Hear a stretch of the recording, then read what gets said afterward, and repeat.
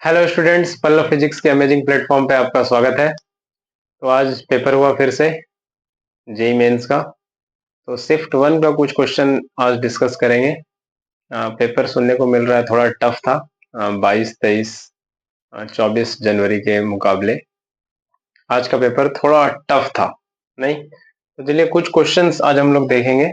तो मैं कुछ क्वेश्चंस आज लेके आया हूँ। तो चलिए वन बाय वन कुछ क्वेश्चंस देख लेते हैं आज। ठीक है, तो पहला क्वेश्चन देख रहे हैं,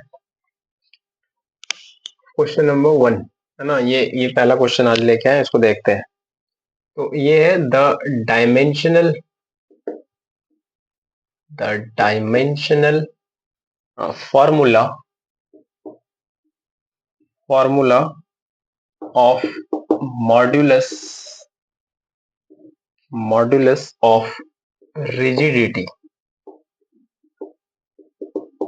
rigidity G and torque top are given as. तो ये इस तरह से कुछ दे रखा है, modulus of rigidity divided by torque, और ये दे रखा है बराबर m power 0, l power -3 and t power c। तो ये c का है ना, c का वैल्यू पूछा है। What is the value of c? ये c का वैल्यू पूछा था इस क्वेश्चन में। ठीक है, तो चलिए इस क्वेश्चन को देख लेते हैं। तो c का वैल्यू कैसे आएगा? c का वैल्यू कैसे आएगा? तो कंपेयर करना पड़ेगा इसको। तो मॉडुलस ऑफ रिजिडिटी कहाँ पढ़ा है आपने? मैकेनिकल प्रॉपर्टी ऑफ सॉलिड्स में आप पढ़ते हैं ना, स्ट्रेस स्ट्रेन का रेशियो। तो मॉडुलस ऑफ रिजिडिटी वहां पे आता है, तीन तरह का पढ़ते हैं। Longitudinal Young's modulus of elasticity, उसमें आता है longitudinal stress by longitudinal strain. Bulk modulus of elasticity, shear modulus of elasticity. तो मॉडुलस ऑफ रिजिडिटी में तीन टाइप आप पढ़ते हैं। तो मॉडुलस ऑफ रिजिडिटी, ये जो बनता है फॉर्मूला, मॉडुलस ऑफ रिजिडिटी, ये बनता है स्ट्रेस बाय स्ट्रेन। ठीक है, स्ट्रेन तो डायमेंशनलेस होता है नहीं, change in length bye original length तो घटी है, कुछ बचा नहीं, तो इसका तो डायमेंशन होता नहीं। तो स्ट्रेस का डायमेंशन यहाँ पे आएगा। तो स्ट्रेस क्या होता है? Restoring force per unit area. तो ये restoring force per unit area. तो फोर्स का डायमेंशन ये क्या होता है? ये एम एल टी -2, और एरिया का डायमेंशन L2। तो ये क्या बन जाएगा? ये बन जाएगा m, और L ऊपर जाएगा तो 1 -2 -1, और t पे पावर -2। तो ये मॉडुलस ऑफ रिजिडिटी का डायमेंशन ये इतना बन जाएगा। ठीक है, ये पहले इतनी बात समझ में आई। तो अब टॉर्क का तो पता ही रहता है सबको। टॉर्क टॉर्क का डायमेंशन तो सीधे सीधे याद रहता है, m L2 t -2 है ना। Force torque basically r cross f का डॉट क्रॉस प्रोडक्ट होता है। r क्रॉस f का क्रॉस प्रोडक्ट, तो f का पता है और r का भी पता है। r का डायमेंशन l और f का डायमेंशन m l t -2। तो ये बन जाएगा m l2 t -2। तो इसी को बस सब्स्टिट्यूट करना है और कंपेयर कर लेना है उससे। तो मॉडुलस ऑफ रिजिडिटी ये कितना है? ये है m L पे पावर -1 और T पे पावर -2। और टॉर्क का कितना है? ये है m L पे पावर 2, T पे पावर -2। तो कितना बन जाएगा? m तो हो जा रहा है 0, L हो जाएगा -3, और T हो जाएगा अगेन 0। तो इसको कंपेयर करें जो दे रखा है, m0 L पे पावर -3 और T पे पावर 0, और ये रहा T पे पावर c। तो सही आंसर हो जाएगा c इक्वल्स टू 0। ठीक है, c इक्वल्स टू 0 मैच कर रहा है कंपेयर करके, तो c का आंसर हो जाएगा 0। तो सी का आंसर 0 अगर आपने टिक किया लिखा है तो ये बिल्कुल सही है। ठीक है, आई होप ये समझ आया होगा। आगे बढ़ते हैं, अगले क्वेश्चन को देखते हैं।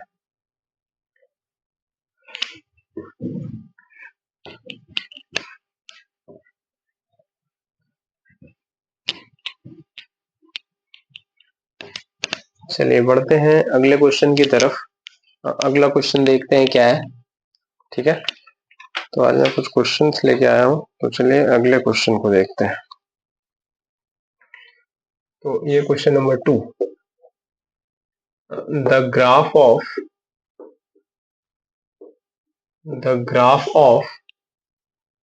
Root mean square velocity versus temperature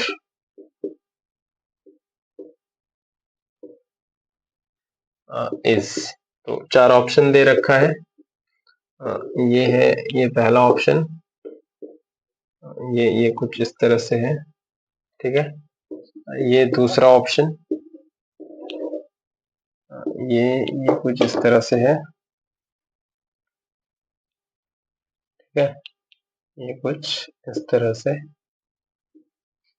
और थर्ड ऑप्शन जो है वो इस तरह से एक स्ट्रेट लाइन है,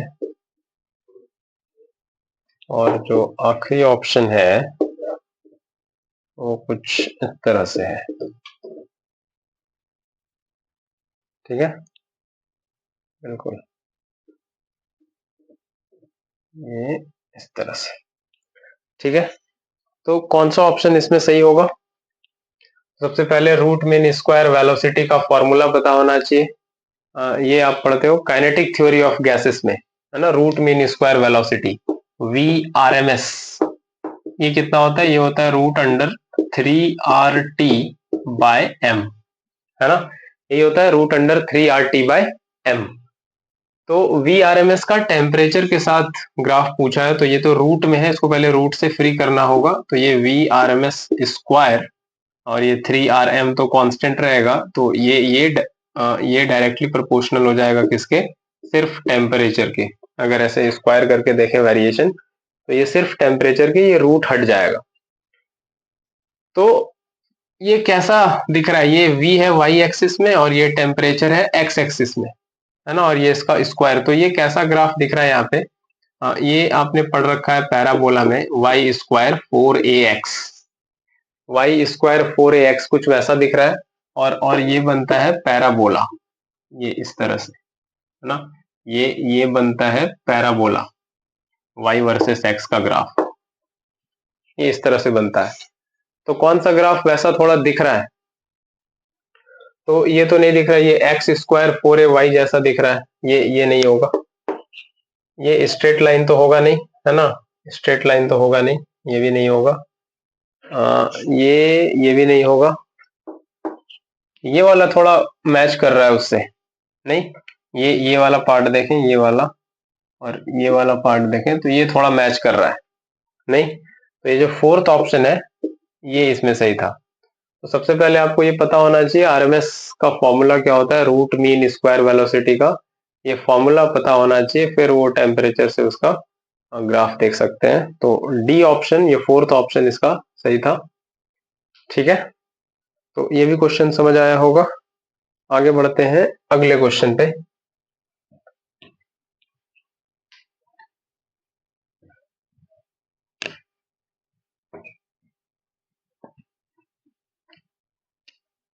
चलिए अगला क्वेश्चन देखते हैं, क्वेश्चन नंबर 3।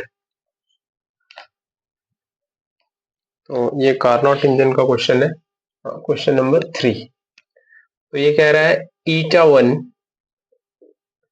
ये बेसिकली एफिशिएंसी है ना, ये एफिशिएंसी है, एंड 𝜂3 आर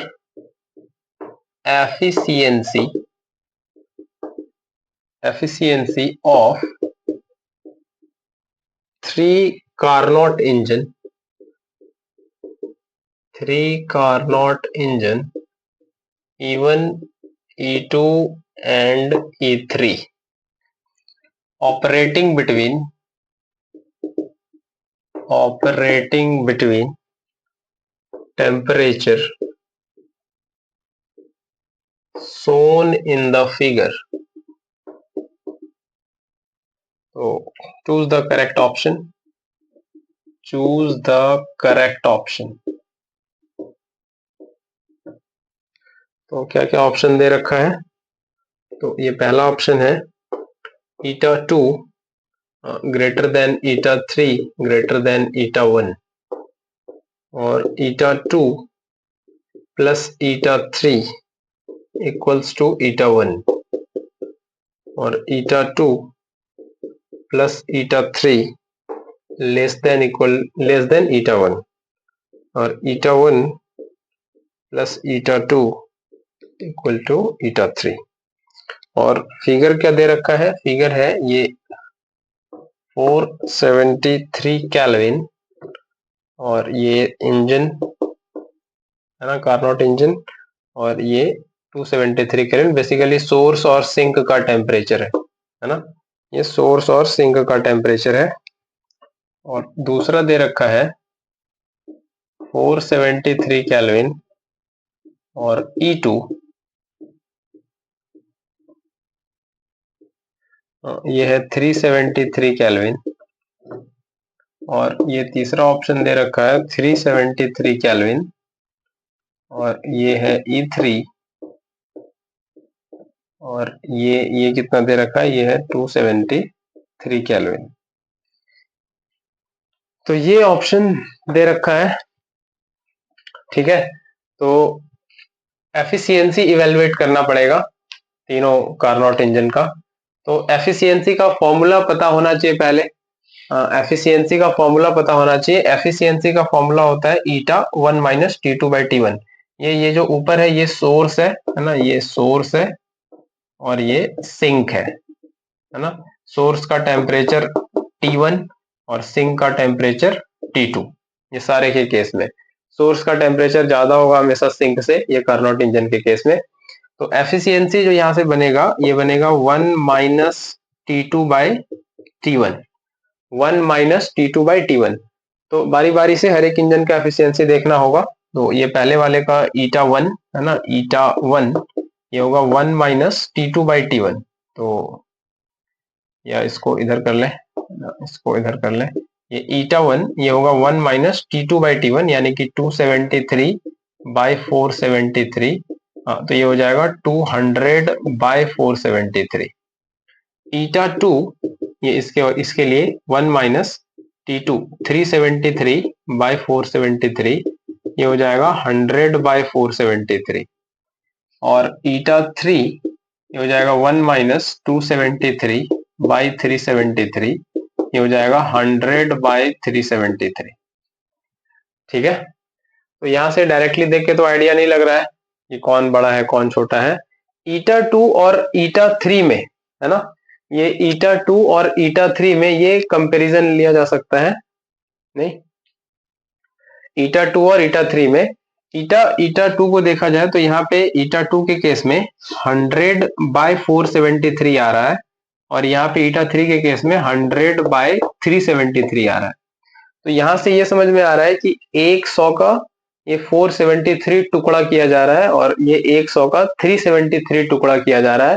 तो ज्यादा छोटा टुकड़ा इसमें होगा, इसमें नंबर ऑफ टुकड़ा ज्यादा है तो हर एक टुकड़े का लेंथ जो है ना छोटा हो जाएगा इसमें ज्यादा, यानी कि ये ईटा 2 यहाँ से ये समझ में आ रहा है और ये वाला थोड़ा ज्यादा होगा। तो यहाँ से ये समझ में आ रहा है कि ईटा 2 जो है ना, ये ईटा 2 ये कम है ईटा 3 से, है ना, क्योंकि यहाँ पे 100 का 473 पीसेस किया जा रहा है। फ्रैक्शन ये का मतलब यही होता है कि 100 का 473 टुकड़ा किया जा रहा है और यहाँ पे 100 का 373 टुकड़ा किया जा रहा है। तो ये रिलेटिवली बड़ा होगा, इसमें नंबर ऑफ टुकड़ा कम है तो हर एक टुकड़ा का लेंथ थोड़ा ज्यादा होगा। तो ये बड़ा है थोड़ा और ये थोड़ा ज्यादा छोटा है। तो ईटा 3 ईटा 2 से बड़ा होगा, ये बस कंफर्मेशन लग रहा है देख के ये फ्रैक्शन से। तो ईटा 3 बड़ा है, तो ये दे रखा है पहले ऑप्शन में ईटा 2 बड़ा है, तो ये तो पहले गलत है ना, ये पहले गलत है। अब बाकी ये जो 3 ऑप्शन रह गया है इसमें पूरा इसको इवेलुएट करके देखना पड़ेगा कि ये कितना आ रहा है। ठीक है, बिना इवेल्युएट के कुछ आइडिया नहीं लग सकता। तो ये पहले केस में 200/473 ये आ जाता है कितना, ये 0.43 आ रहा है अप्रॉक्स। और ये ईटा 2 आ रहा है कितना, ये 0.21 के आसपास आ रहा है। और ये ईटा 3 जो आ रहा है ये 0.26 के आसपास आ रहा है।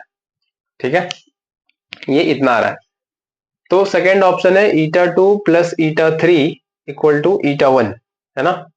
तो ईटा 2 और ईटा 3 ऐड करके कितना होगा, ईटा 2 और ईटा 3 ये ऐड करके होगा 0.47 के आसपास, है ना।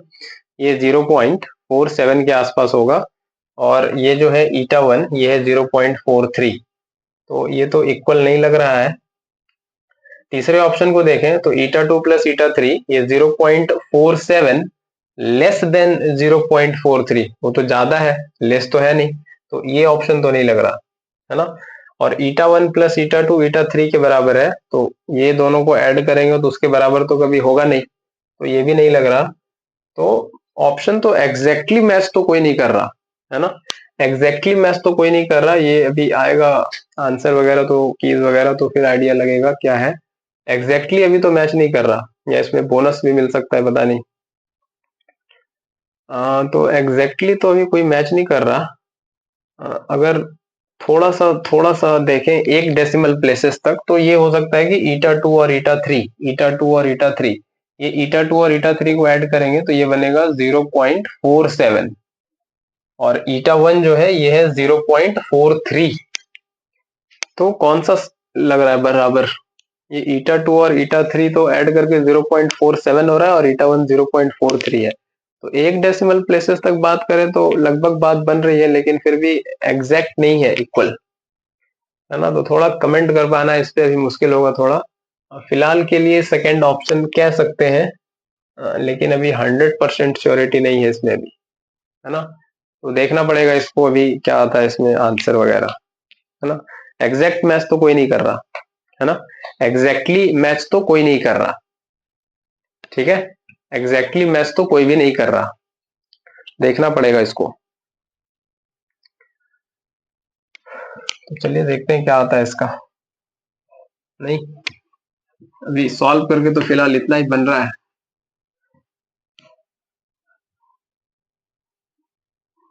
एग्जैक्ट तो नहीं आ रहा।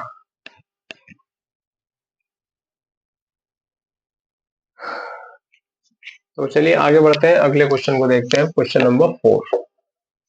एक और क्वेश्चन लेते हैं फिलहाल, है ना, और उसको सॉल्व करने की करते हैं कोशिश। तो अगला क्वेश्चन ये है, थोड़ा अच्छा क्वेश्चन आया है। तो चलिए इसको लिखते हैं पहले। There is smooth ring of radius r in vertical plane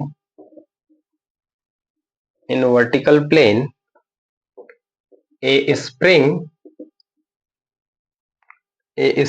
of natural length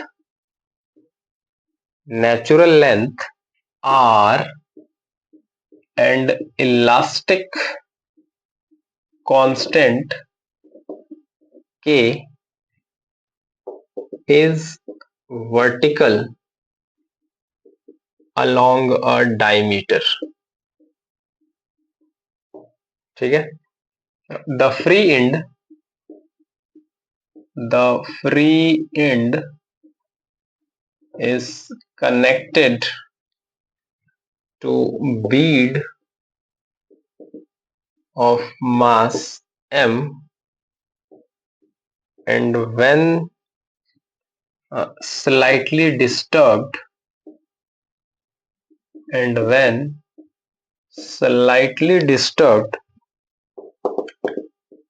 it reaches point C with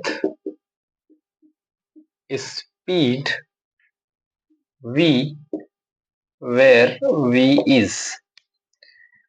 तो एक फिगर बना हुआ है इस क्वेश्चन के साथ, ठीक है। और ये ये यहाँ पे पॉइंट है सी, और ये रहा बिड, और ये स्प्रिंग है ना, ये ऐसे रह गया, और ये ठीक है, बस इतना। ऑप्शन ऑप्शन को नहीं लिख रहे है ना, सॉल्व करेंगे तो उसी में पता चल जाएगा। ऑप्शन लिखने में ज्यादा टाइम लग जाएगा, नहीं, काफी लेंदी ऑप्शन है इसका। तो आते हैं सॉल्यूशन पे अब इसके। ठीक है, क्या कह रहा है इसको देखते हैं। तो there is a smooth ring of radius R, तो ये पहले एक रिंग दिख रहा है ना, ये रेडियस आर है, मतलब ये सेंटर ले लें यहाँ से, तो ये वाला रेडियस कितना है, ये है आर। ठीक है, a spring of natural length r and elastic constant k is vertical along a diameter. The free end is connected to a bid of mass m. ठीक है, तो एक ये बिड लगा हुआ है शायद, ये m मास का है। And when slightly disturbed it reaches point c with speed v, तो v पूछा है कितने स्पीड से c पे पहुंच रहा है। तो सबसे पहले ये दिया हुआ है कि स्प्रिंग का नेचुरल लेंथ r है ना, नेचुरल लेंथ r है, तो ये आइडिया लग रहा है ये सेंटर है और ये रेडियस है, तो इसका मतलब स्प्रिंग का नेचुरल लेंथ ये r रहा होगा, है ना, ये नेचुरल लेंथ रहा होगा। इसका मतलब ये है कि स्प्रिंग को जो है इनिशियली खींचा गया है थोड़ा, है ना, और ये सरकमफेरेंस यहाँ पे दिख रहा है, इसका मतलब r यूनिट और खींचा गया है, ये r यहाँ पे दिख रहा है। स्प्रिंग का नेचुरल लेंथ इतना ही था, है ना, स्प्रिंग का नेचुरल लेंथ इतना ही था, स्प्रिंग को खींचा गया है और यहाँ पे ऐसे ये आर यूनिट खींचा गया है। ठीक है, ये आर यूनिट इसको इलोंगेट किया गया है, तो इनिशियल इलोंगेशन ये आर दिया गया है स्प्रिंग को, है ना।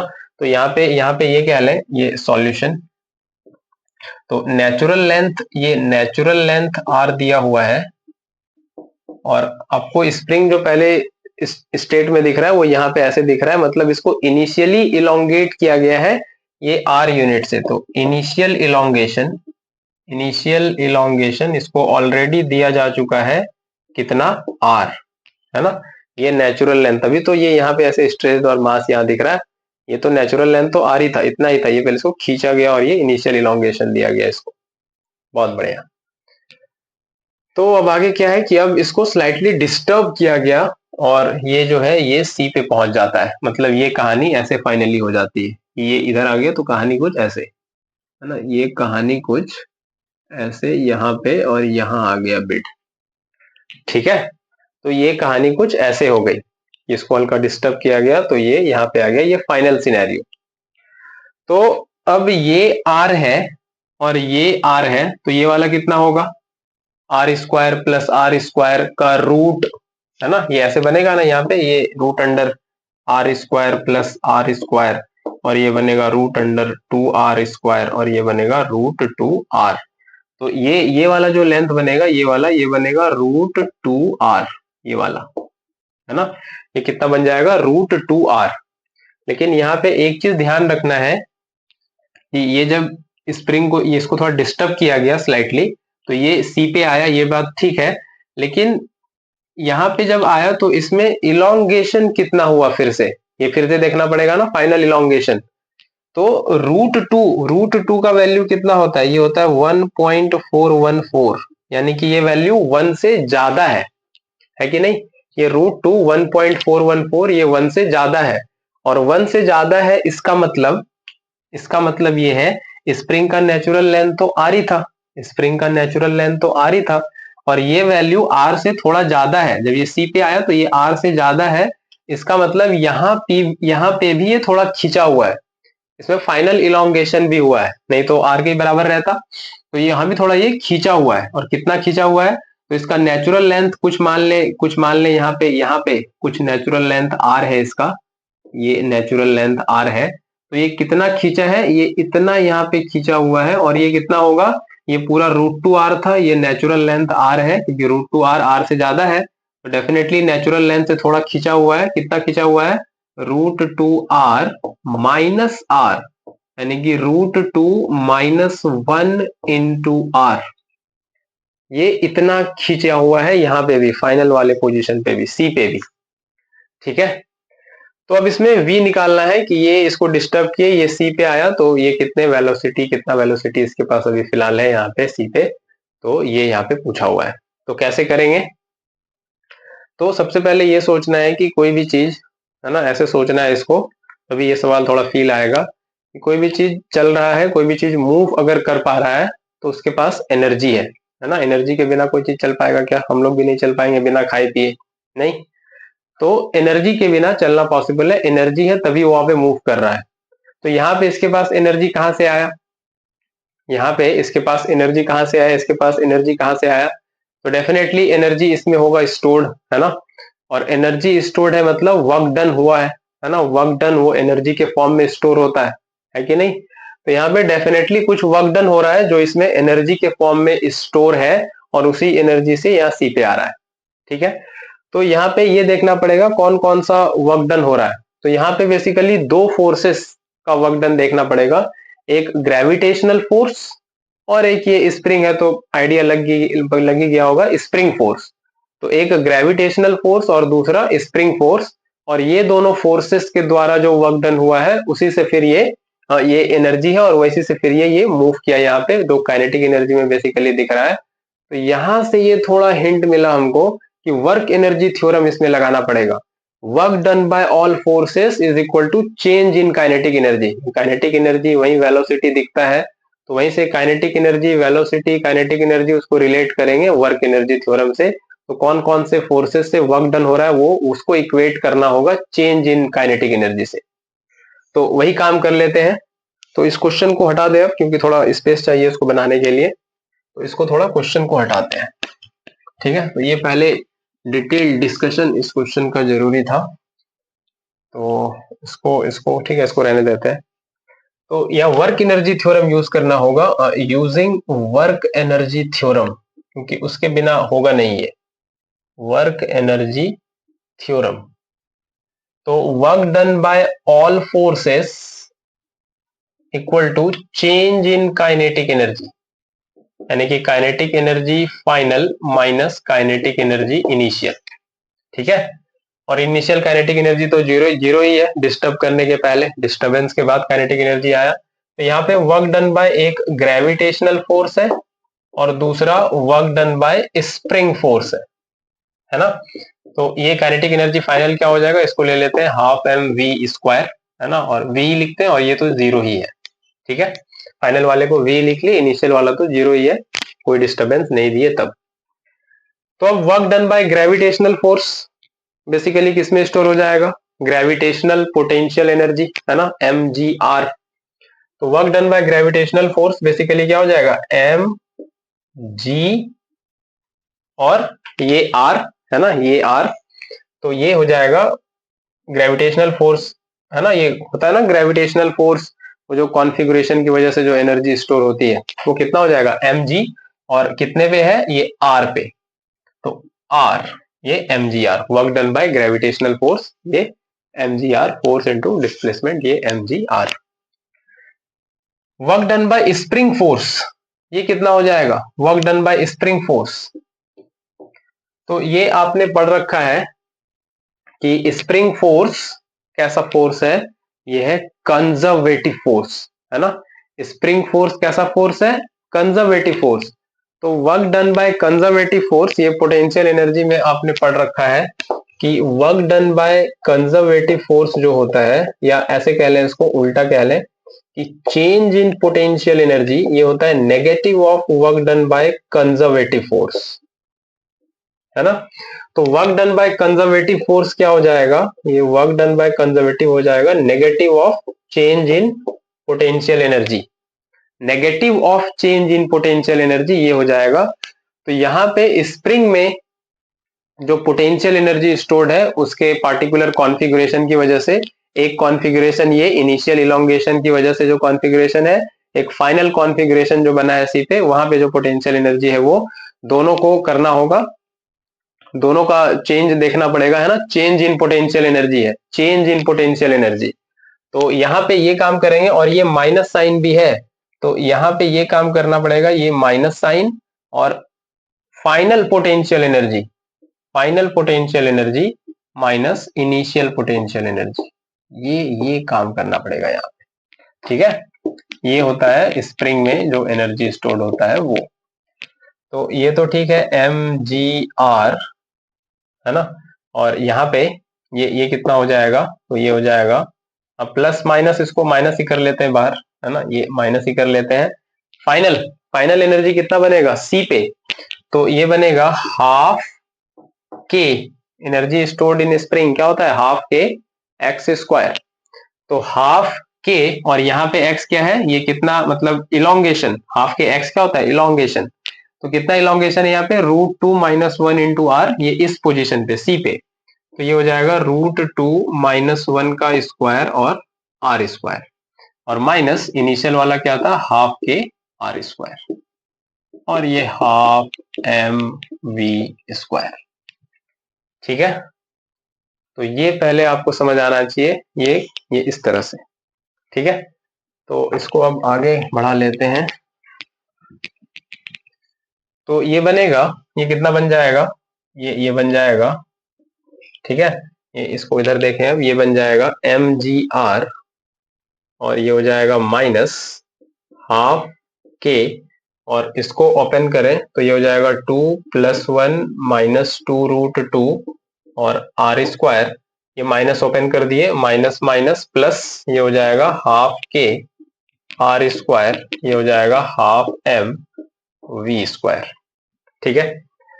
तो 2 कर लें, ये एलसीएम ले लें, ये हो जाएगा 2mgr, है ना, ये 2 कट ही जाएगा पूरा, और ये हो जाएगा माइनस के, और यहाँ अंदर बनेगा 3 और -2√2, और ये बनेगा आर स्क्वायर, और यहाँ बन जाएगा कितना, के आर स्क्वायर, और ये एम वी स्क्वायर।